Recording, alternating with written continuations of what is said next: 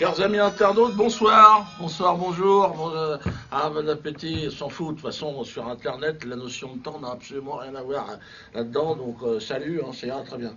Alors, bonne année, bonne santé, hein, toutes les conneries habituelles, toujours la même merde, excusez-moi, hein, bonne année, bonne santé, mais ça commence à casser un petit peu les pieds à tout le monde, parce que c'est vrai, l'année dernière, on leur avait dit bonne année, hein, à Kadhafi, Steve Jobs, ou Colombo.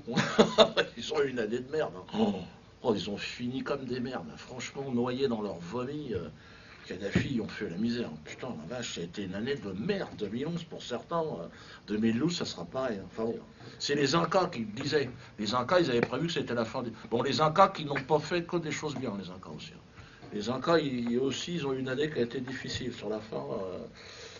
Ils ont plié les nappes, salut un de ces jours, parce que c'était, ils ont fait un pique-nique un peu long là. Alors bon moi je ne vais pas vous promettre grand-chose, hein, évidemment. Hein, tous les candidats à l'élection présidentielle en 2012 vont nous promettre que tout va bien, bien sûr. Ils ont un projet pour la France. François Hollande, Sarkozy, tout ça, c'est des gens bien. Votez pour eux. Franchement, votez. Allez-y. Bon, mais m'emmerdez pas. De toute façon, vous allez voter pour eux, certainement, à un moment donné.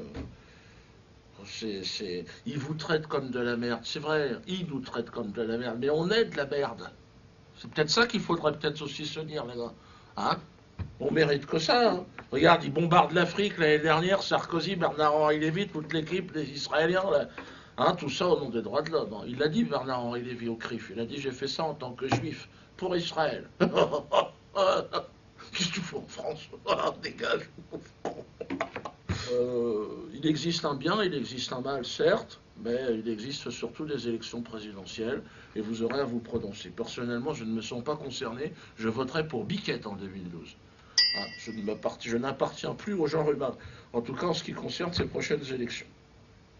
Et je vous conseille d'ailleurs, de toute façon, à regarder TF1, à voter pour ces gens-là, à boire de l'alcool et à vous laisser mourir, de toute façon, et laisser enculer, de toute façon, c'est tout ce qui vous reste. Vous savez, moi, j'ai l'air peut-être un peu désabusé début 2012, mais j'aurais pu être quelqu'un de très important. J'aurais pu être sur TF1, moi. Hein. J'aurais pu être chez Drucker au moment où je vous parle, si je n'avais pas fait les mauvais choix. Je serais en duo aujourd'hui avec Mimi Mati et Elie Semoun. Là, je parle quand même des grands de ce monde. Hein. Je pourrais aussi faire des émissions un petit peu trash à la radio. Hein. Par exemple, avec Stéphane Guillon et Didier Porte. C'est vrai qu'eux, alors là, au niveau de la subversion, les gars, c'est les nouveaux Jean Amadou et Colaro. Là, ça, c'est vrai que Guillon, il a un style, le gars, il arrive à faire des choses. Il fait même des blagues sur les varices de sa grand-mère. Ah, il me fait peur, j'ai peur. Quand je vois ça, j'ai peur, j'ai envie de m'enterrer sous terre. Ce soir, il fallait que je vous trouve un sujet plus dégueulasse dans cette immondice, si vous voulez, de médiatico-politique, le joyau de l'imposture. Je l'ai trouvé. Miracle des temps modernes, tel un kyste purulent sorti des entrailles même du ventre de Lucifer, la loi sur la négation du génocide arménien nous a été livrée. La France est devenue une poubelle dans laquelle se déversent les pensées les plus obscènes. C'est définitif. Il existe donc, mes amis, oui, je renifle, mais c'est terminé, les temps des politesses, c'est terminé. Il existe une loi aujourd'hui en France, une loi qui interdit aux Français de remettre en cause un génocide qui ne les concerne ni de près ni de loin. Le génocide arménien. Merde, je ne savais même pas que ça existait. Chut, ça existe depuis toujours. Merde, génocide arménien, alléluia. Alors qu'il est toujours permis, par contre, en France, hein, de contester des génocides commis par l'armée française sur le territoire français, sur des populations assimilées françaises.